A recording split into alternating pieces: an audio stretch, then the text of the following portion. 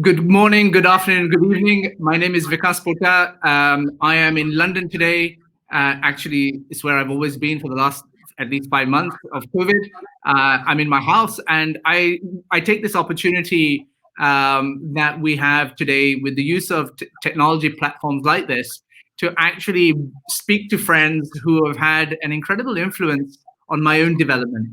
Uh, and I don't say this lightly, but today I am so delighted that I am able to have a conversation with someone who I consider a dear friend and a mentor in my journey in education. What he probably doesn't realize, and I'll bring him on in a second, is just the impact that he's had on everything I've done has been so disproportionate that my wife actually worries as to who I'm in a relationship with. Fernando Reimers is the Ford Foundation Professor for Education at the Harvard Graduate School of Education. And from the very early days, Fernando, you and I have collaborated, but you very much took me under your wing and explained to me the basic tenets of what I should be doing. And given your experience, you were able to really have a huge impact on everything I did. So thank you for that. I'm really pleased you could join us today. Thank you so much, Vikas, for the opportunity. It's always a pleasure to be in conversation with you, but I really admire how you have taken this time of the pandemic with your usual entrepreneurial disposition and have turned it into a series of opportunities to continue bringing people to leadership, inspiring people. So I'm delighted to be with you. So Fernando, when I think about the conversation today, there are so many things I was thinking in terms of that we could talk about, because you have such a wide-ranging set of interests in education, and the audience that we have are primarily teachers who I've got to know from around the world. So we're streaming on our Facebook group of nearly 30,000 people that participated in the conference on the 30th of May. You're also streaming on Twitter, where you have a very large presence and you're very active. And so I was hoping that actually I'd make this a wide-ranging discussion on various things. Of course, I want to discuss all your books and your activity during the pandemic, which is, I described you as a machine, and that wouldn't be an unfair characterization of your work output for sure. But I want to talk to you about a basic thought that I had. And these times that we are now in, we're questioning everything, and rightly so. I want to ask you your perspective on what matters most in education, given everything that you have learned prior to COVID and what we're seeing today. I'd love to get your views on that and have a conversation on that. Over to you.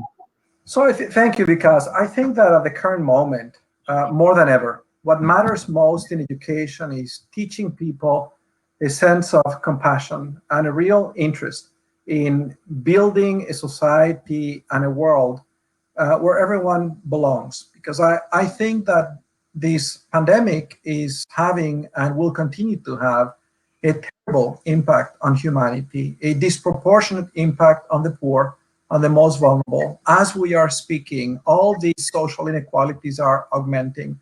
And I think it is very important that we develop and exercise the ethical muscles of everyone, including our own.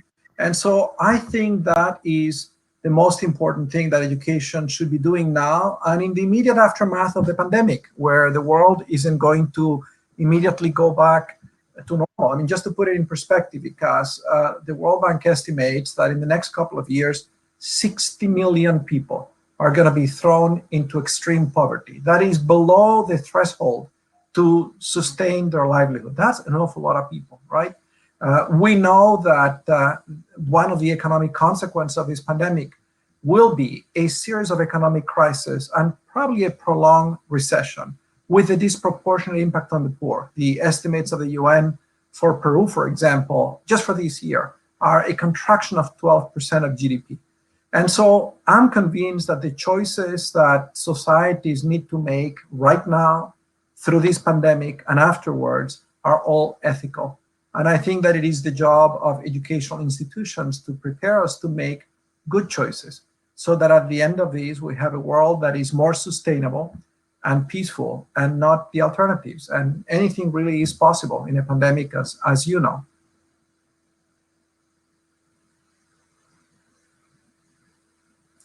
Vikas, are you there? You have left me alone in this room. So I was saying, I'm sure that he will reconnect. I hope he will reconnect. But before we connected, I was impressed by how Vikas has availed himself of all these tools that are available to just about anyone to create on his own. I mean, essentially built a TV studio out of his living room and created these remarkable communities. And that makes me think about the last launch of a spaceship, right? Which was developed using an approach very similar to the approach used to launch the X Prize, which in a matter of a couple of years made it possible for a strong partnership between public and private sector to put in space a rocket, which in the past has taken a decade and a half. And it's remarkable that you're doing the same thing. That's all right. I fill in the blanks. I knew you would reconnect. Go ahead, because I was just I admire how you have used these technologies to do sort of a SpaceX version of a global conference on education. You're very kind. You know, along with bad weather, when Wi-Fi cuts out, also in good weather, Wi-Fi seems to cut out. And so in London, we've had this heat wave and it's had an adverse reaction. So I apologize for that, Fernando. And thank you for filling the gap. You were saying that, you know, what matters most is compassion and the ability to make sure that during these very stressful times that we stitch together communities. And you really see that that is the most important part of what we require in education. Is that right? I think that's what I'm saying. Yeah, I mean, obviously there are a ton of other things that are important. Kids need to learn how to read. They need to learn math. They need to learn a breadth of skills, which has been the focus of my work for 7 or 8 years. But I do think that what is going to get us to a good place out of this crisis are all ethical choices. And if we don't watch it, if we don't, the world could become very, very dangerous and very unstable. Look at the last pandemic, right? A century ago, 1918, and how it basically made an individual who was a total unknown, Hitler, but who had the patience to stitch together a coalition of groups that had become radicalized because they felt excluded. They were poor because municipal spending in Germany was depressed as a result of the pandemic, just as it will be here. And so these individuals essentially congregated with others around hate. And this fellow basically made that his platform, and within 12 years was elected Chancellor of Germany. I was reading in the New York Times 2 reports now recently that one of the biggest concerns for the German government is the penetration of the German armed forces by neo-Nazi groups. So I don't say this lightly. I do think that if we don't watch the impact that this pandemic is having on everyone, and if we don't all collaborate with great solidarity and compassion, this could become a very dangerous world. I mean, so you've recently just published a book based upon your work around what government ministers should be doing in education. Fantastic. Now, with regards to that book, I mean, when you talk about compassion and ethics, you never hear an education minister speak about this. And so, do any of the letters actually refer to that purpose of education? Yes and no. They refer to the idea, although we don't use the language. So, for example, if I go, so this book contains the reflections of leaders, system-level leaders in 15 different countries who basically undertook very bold reforms and who were somewhat successful in carrying them out. And I basically invited them to put in writing what they had learned. And the book was originally published 8 months ago. And I realized, given the current moment, that this was a moment in great need of leadership and in great need of people to reflect consciously on what kind of leadership we need. So we reissued the book. In fact, we invited a few more ministers to write. We didn't have anyone from Sub-Saharan Africa in the first edition. Now we do. And if you look at what all these letters have in common, there are 8 themes, and you're going to see ethics connected. Number 1, really ambitious goals that to some extent are contrarian. So, for example, the reforms in Yemen at a time of extreme conflict in that society, enormous resource constraints, were out of this world in how ambitious they were. Number two, very clear goals. So this balance between a very ambitious vision with having very clear goals. Number three, using evidence and kind of technical know-how to guide you in the analysis and to help you course correct. And then other features that don't speak to ethics. But back to those three, ambition and clear goals, all of them are about ethics. So in many of these, you see a very clear emphasis in supporting all children, not just some of them, in reaching to the hard to reach. There's obviously an ethical conception behind that. In Yemen, the minister who writes this letter speaks about, he learned he was going to be a minister on a plane. He was a university vice chancellor. So he's on a conference, on a flight back from Manchester. And this is Abdul Salam al-Jufi. And he learns on the plane that the president has appointed him minister. So he lands, and he actually has said, I wish I had been able to read this book on the plane because I wasn't prepared for this job. And the first thing that happens to him is, of course, he has all kinds of new friends. And many of the other ministers speak about the same phenomenon. The moment you get into that position, you have friends you didn't know existed, and they all want a piece of the action. They're all lobbying you, right? And so here's the ethical choice. He said, I realized that what they were trying to do was essentially take advantage of this sector to advance their particular interests. And I decided to keep them at bay. And I decided to essentially put together a team that had evidence and to give voice, to local communities that had very little voice, and to the entire cabinet. So there is an ethical conception saying, I'm not going to allow this system to be hijacked. Similarly, the minister of Liberia, one of the things that he did, which you might imagine how unpopular it was to basically look at all the ghost teachers on the payroll. These are people who are drawing a check as if they were teachers, but who in fact don't teach. And he fired them. He said, I'm not going to pay you if you don't do this work. So there is an ethical conception when you say, no, my first concern is going to be the children, all children, and I'm willing to pay the price that I know it will cost me to upset a number of vested interests in this system. So yes, I do think that these leaders do speak to an ethical conception about what does it mean to lead. Tell us about some of the other lessons that come through in the books. You said 8 themes. You mentioned 3 of them. Tell us about the others. Happy to do it. So ambitious goals, and at the same time, very specific goals, like 2 or 3 things that you're going to do, using evidence. And many of them, it's remarkable how many of them assembled some kind of a technical unit, sometimes borrowing stuff. So in Yemen, for example, I mean, this is a government with very serious resource constraints, right? So he basically went to a lot of the development agencies and he put together a technical unit that advised him. And so he has this little command center. Now he has evidence. So he can fight back those vested interests with information saying, no, wait a moment. This is the problem. That's number 3. Number 4, great attention to implementation. That is striking. When you read through these letters, this capacity to combine sort of very big, bold vision, specific goals, and then getting into the nitty-gritty of how are we going to do it? What is the delivery chain? Who needs to do what and when? And many of these units are actually in charge of monitoring that process of implementation. Communication. It's remarkable how many of them talk about communication, not just as broadcasting their message, but using communication as a way to learn, as a way to listen, multiple-way communication.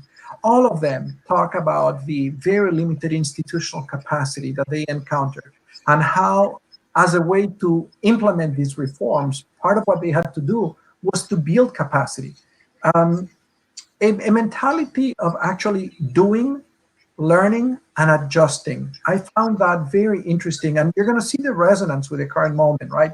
And then lastly, in all of them, I mean, clearly these reforms are completely embedded in politics. And all of these writers are so aware of that reality, and what they've done is to manage the politics, both to get support for the reform. So again, to go back to Yemen, one of the incredibly bright things that this minister, who was not expected, accidental minister, who wasn't expecting to be a minister, did, is he went to the cabinet and he said, I want this reform to be a reform for all of you. I don't want this to be a reform of the ministry. I want this to be a reform of the president of each different minister. And he found a way for these ministers to advance their own sectoral agendas, development agendas, through the education. So what a brilliant way to get a lot of support from the top, while at the same time, he was essentially counterbalancing all these vested interests by also giving voice to local directorates and units at a subnational level. So those 8 characteristics. And if you think about the current moment, they all transfer, right? You think about what is the one thing that we need in order to advance an ethical vision through education at this moment? Well, we need good leaders everywhere. We need good leaders doing what you're doing. We need good leaders in a school. We need good leaders in a district. And sadly, what we observe is a tremendous disparity in leadership capacity, beginning with a national level, right? You look at how countries find themselves in very different places as a function largely of the quality of leadership that they have, where you have leaders who are in denial, who can, essentially invent treatments unrelated to scientific evidence. Based on that, like the United States, a lot of people die unnecessarily, right? The US has sort of one of the highest numbers of deaths per capita. Unbelievable, unexcusable. And you could absolutely point this tragedy to a great extent to the vacuum in leadership at the highest levels of the nation, in the White House. But the same is true in education. I look at education, at what is happening in districts, in cities. Some places are in disarray because, why? Because the leadership is of the kind that is kind of wait and see or hide under the table and hope for someone to solve the problem. So I think that these 8 lessons completely transfer. And the people who've done the best, I think, are the ones who have adopted these principles and who have actually taken the risk to do something, learn from that, and then do it better. Tell me, Fernando, in terms of when I first entered the education sector, one of the things that struck me was, every single discussion was highly ideological. And so how do these ministers navigate ideology? It's a great question. When I think about ideology or politics, a positive way to think about it is we all come to this sector because we have hopes, we have a vision of what the good life is. And, that is what defines an ideological perspective, a view of the world, of what a good society is, of what a good world is. And we all have it. Where you have good communication and where you can build trust, and it is possible for people to surface those understandings, I do think that you don't completely resolve every ideological differences, but you can find common ground. Where there is poor communication and where trust is lacking, conversation remains at a very surface level, and you never get to understand what the deep interests, what the deep passions that motivate the positions that people have are. And therefore, it's impossible to build compromise, which is to say, it's impossible to build lasting reforms because, at least in democratic societies, no one is going to be in power long enough to see your reform mature. So by necessity, you do need to build, part of the conditions for sustainability require the kind of dialogue, the kind of open, effective, deep dialogue, trusting dialogue that makes it possible to find some common ground. So yes, I agree. I think the discussions are ideological, but compare, because education with health. As I look at the response of the health sector in many countries, I'm in awe at how effective it has been. And maybe that's the reason. If you look at the pandemic of 1918, 500 million people were infected. 50 million people died. I don't want to minimize the current moment, but by comparison, we're in pretty good shape.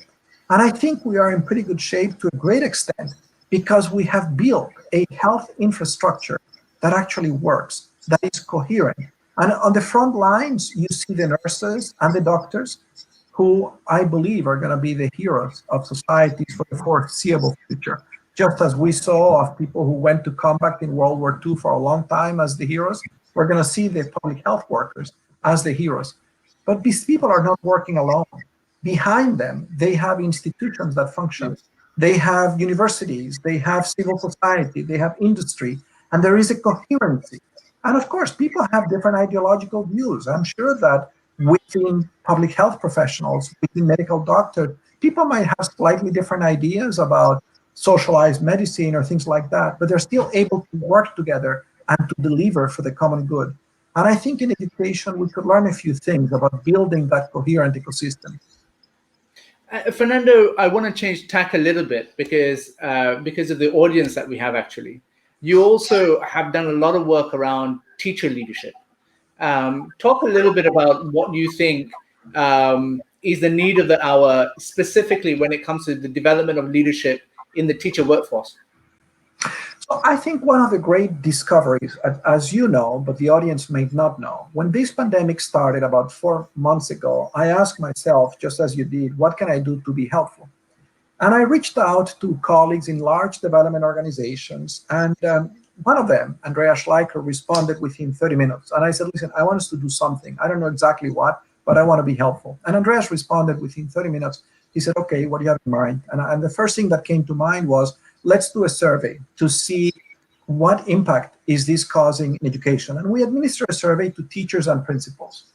And the results were very disheartening because this is now almost 4 months ago, because I realized no one had a plan at that moment. No one had a plan. Everybody anticipated a mayhem scenario of lost educational opportunity. We've done a number of things since, including beginning to look at bright spots. You know, who's doing useful things, and we've done about 30 of them, and that has been very good for my own mood, because I was talking about that first survey and getting more and more depressing. Oh my God, the world is going to go back to the Middle Ages. We're going to wipe out everything that we gained in education since 1947, and I felt the need to actually build some hope. And build some hope not on the basis of lying to people, of denying reality, but on the basis of showing that even in very difficult circumstances, there were people doing things that were worthwhile. And then we did another survey about a month ago. When you compare the two data points, survey 4 months ago, a month ago, there's been a tremendous avalanche of educational innovation. And a lot of that has been led by teachers. I think the great story of this pandemic, which is tragic, we can talk about the problems, which are many, but the great story is the tremendous professionalism of these 60 million people around the world, many of whom understand that these children are their responsibility. Many people who understand this is not just a job, but a mission, a life call, and who have done extraordinary things to do whatever is possible to continue education of their children. So I think that the need of the hour, to go back to your question, is to support that kind of professionalism and to support that leadership. And one way to do that is to make sure that people, first of all, know that they're not alone, that they're in conversation. What I have observed studying some of these innovations is that some of the most successful approaches have been generated by people who are connected with others, who are not in their immediate jurisdiction. There is something about the conversation you and I are having across the miles. There is something about the power of this convening that you organize of 50,000 teachers that inspires people. You see someone else and you say, yeah, Yes. not right. And so I think that is one of the needs of the moment, is to build an infrastructure that supports the professionalism of teachers, because we're going to continue to need innovation. This is not solved. And this will not be solved even when we have a vaccine. This pandemic is definitely causing a setback, particularly for the most vulnerable children, which means that we're going to have to invent in a hurry. We're all going to have to be education innovators. And so the need of the hour is to build the infrastructure that accelerates that process, that supports that process. And I think that just like you have been able, in very ingenious ways, to use technologies to produce a one-man huge global convening from your home, right? So we do have the power of these tools. We have the means to provide that kind of support for teachers. I think that's one of the needs of the moment. The other need, of course, is to continue to bring the rest of society along. I'm not certain that most people have internalized the cost, the educational cost of this pandemic, which is serious. It's not insignificant. The World Bank produced a series of estimates based on simulations, kind of most conservative, middle range, and optimistic assumptions. And their estimates, if you want to put it in dollar terms, on the lost economic value of the educational losses. Educational losses because some kids are going to drop out of school because of what they didn't learn. It's on the order of $10 trillion. That's huge, right? That's huge. We know that this pandemic is setting people on a path where without intervention, without remediation, their lives are going to be forever worse than they would have been because of what they failed to learn or because they completely disconnected from school. So I think that's the second thing that we need is we have to find a good balance between conveying urgency while giving hope to people. Because if we only emphasize the urgency and people realize, well, this is terrible, let's just shut down the schools and attend to life, then we'll make a bad situation even worse. Then we have the breakdown of democracy. We need to say it is possible, let's try. Everybody needs to be a leader here. This is a shared collective enterprise, and we need to create the mechanisms that make that possible.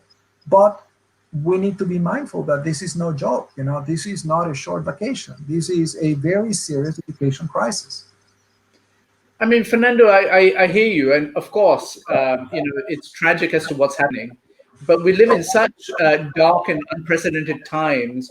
The question I've been asking is something a little bit more fundamental, in that, given that COVID is still raging in many parts of the world, do you think it's warranted for education leaders and systems in particular to think about actually deferring a year, so that kids, the learning loss that has occurred, it becomes more and more improbable for teachers to make up for it?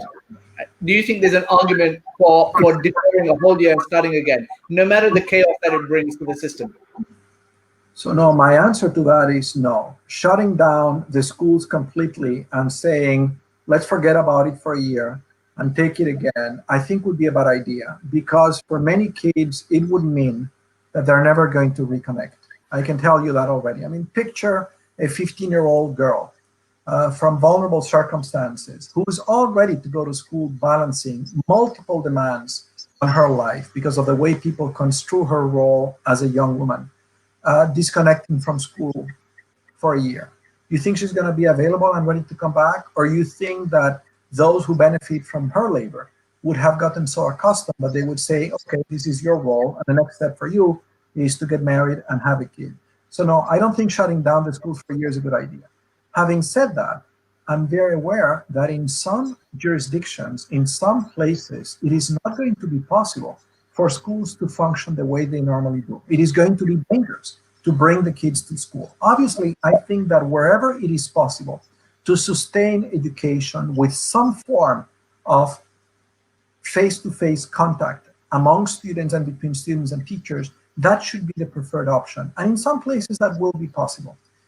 I know in some places that will not be possible. And so we're talking about those places. I don't think the best option should be there to say, well, let's forget about it, and then we'll do it a year from now.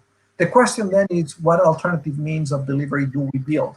And the great story is that we do have the means to build alternative ways of delivery, which compared to what was available even 20 years ago are remarkable. I mean, just think about radio instruction, just think about television.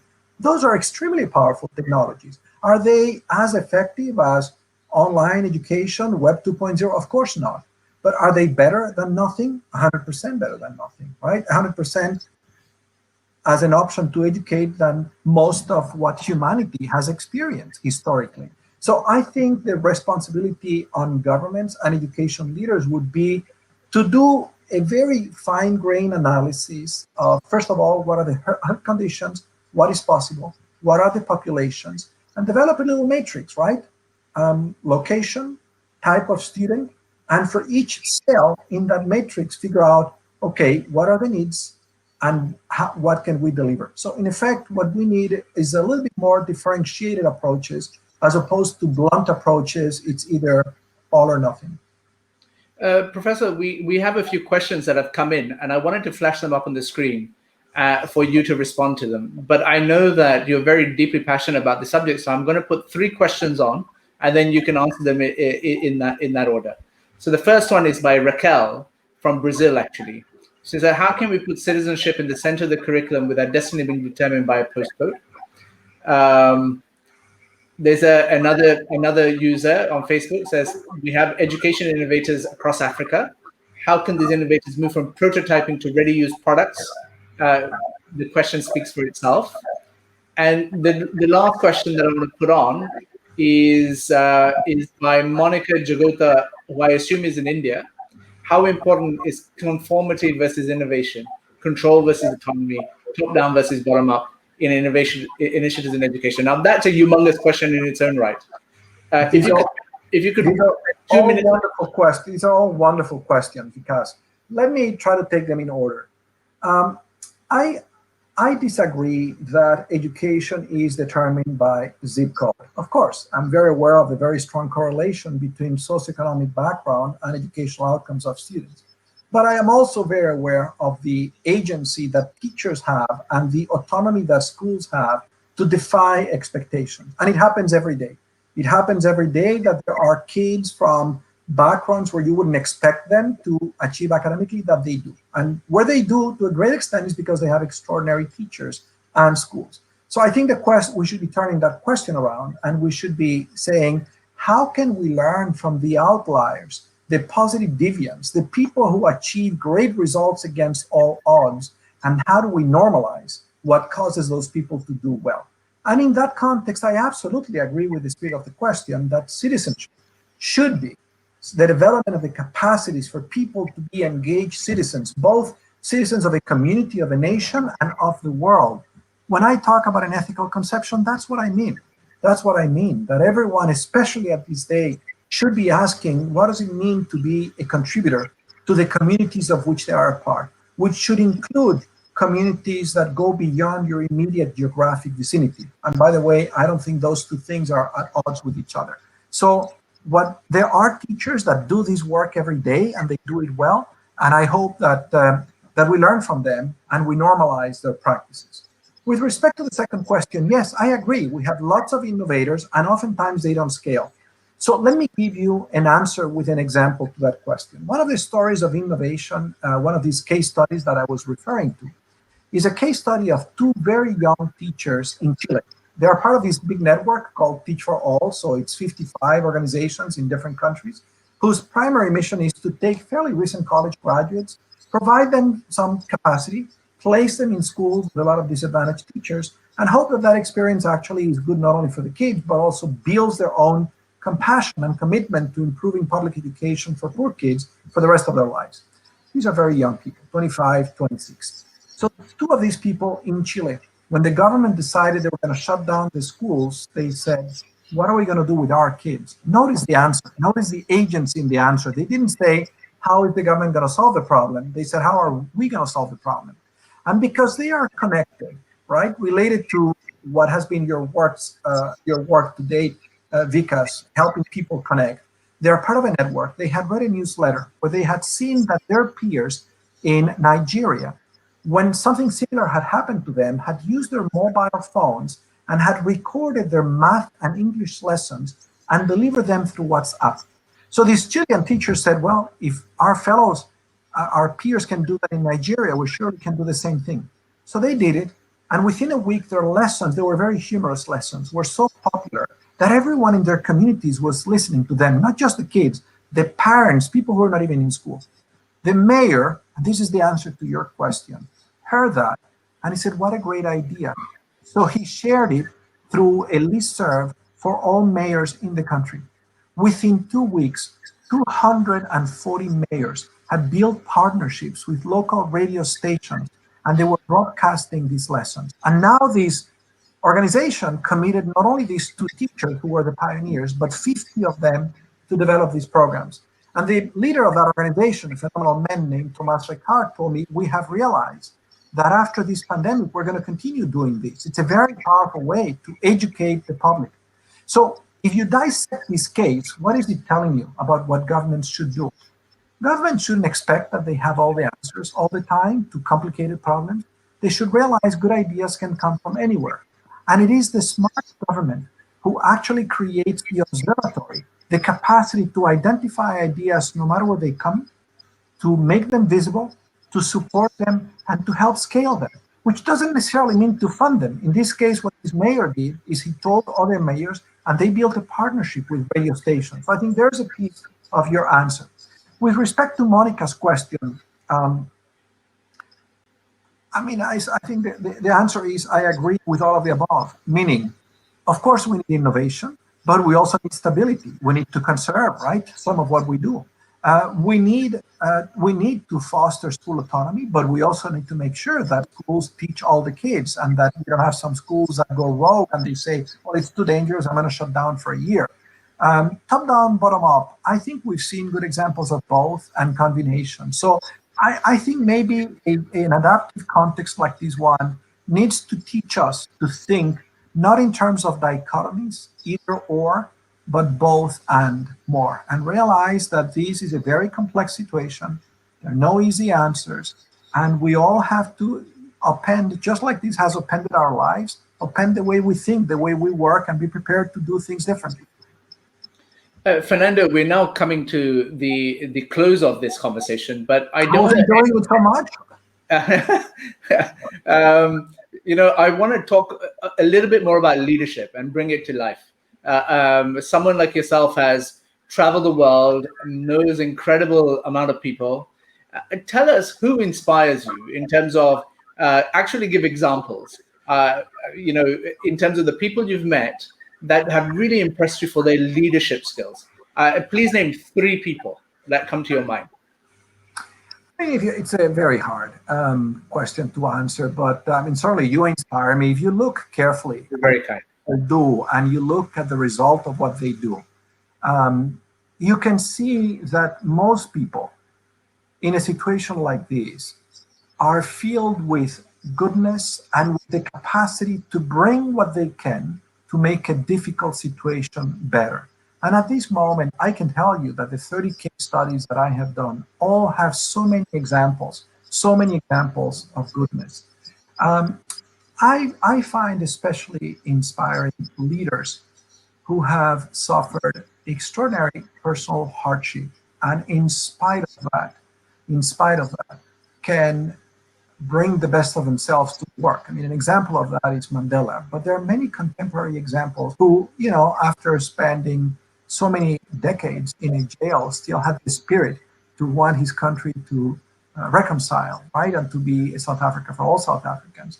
But I know people like that. I don't know whether I should name them on a public program, but I can tell you that there's a friend of mine. She was a minister of education. I won't use her name, who suffered extraordinary hardship in her country, a country riddled with violence, political violence.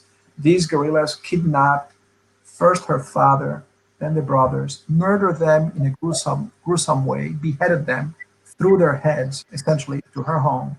And this woman had this spirit. Most of us going through something like that, the last thing you would want to do is to engage in any kind of public service. And she's amazing. And she's never talked to me about that. I know these from accounts. It's public record. There are people like that every day. So I'm not going to be able to answer your question, because I think the way I'd like to answer it is we can find leadership in many different places. Sometimes the places that we least expect the leadership. And I think it's important that we develop the habit of doing that, of finding that leadership and of recognizing the goodness that is in people, which a moment like this make both more visible and more necessary. We need that. I'm very lucky in my line of work. I think this conversation made my day. Reconnecting with you, knowing the good work you have done, seeing what you are doing inspires me. These are the things that keep me going, knowing, yes, I know these are challenging times. I know that the almost more than 750,000 people who have died, this is no joke. The 60 million people who are going into extreme poverty. But you know what? There are tons of people doing the very best that they can to alleviate human suffering. And I think that's where I would like to end. I don't know, because whether this pandemic is going to bring us a renaissance, like you and I were talking about the Medicis before we started, where this family, in particular Lorenzo, had the foresight, had the capacity to think like a contrarian and to say, I'm going to invest in peace at a difficult time through investing in the arts and sciences and so on. And, he really contributed to bring about the Italian Renaissance. or whether it's going to bring us a breakdown of democracy, as happened in Germany after that pandemic. But there is one thing I'm convinced of, which is that whether things go one way or the other is not written in the stars. It's not something that is predestined. It is going to depend on what each and every one of us does. And we each have a role to play in this moment. And we all have many more resources than most of humanity has had for more of its history. So that's why I go back to ethics. I think the only real question is, will we each choose to take ourselves seriously and do what we must so that at the end of this tragedy, the world is more inclusive and more sustainable and not the alternative? And my hope is that we will, and I think that there are plenty of people who remind me of that every day. Fernando, thank you so much for today's conversation and making the time. There's a few questions as to where people can get hold of your books and all the knowledge that you have so well articulated. Where could one go to find all your published works? Very simple. If you just Google my name, just find me on Twitter. I try to tell people what is happening. If you just find me at Fernando Reimers, you will find on Twitter references to a lot of that work. I think that's the easier place to do it. But you can also find my website, and then you will find a lot of that work. But thank you. But I do encourage you to read two things at this time. One is this book, Letters to a New Minister, because I think the people who have written those essays have really some good wisdom to share, which we all need. We all need to be reflecting on how important leadership is at this particular time. So I want to thank you, Vikas, for what you're doing to promote that with this conversation, for causing the people who are watching, not just to hear from others, but to think about themselves and what they can do. And I think that is a very important message at this time. Fernando, once again, thank you so much for your time. I look forward to the next opportunity of inviting you to this live stream. I hope we'll do it soon again. Thank you so much once again. Thank you, Vikas, for the opportunity.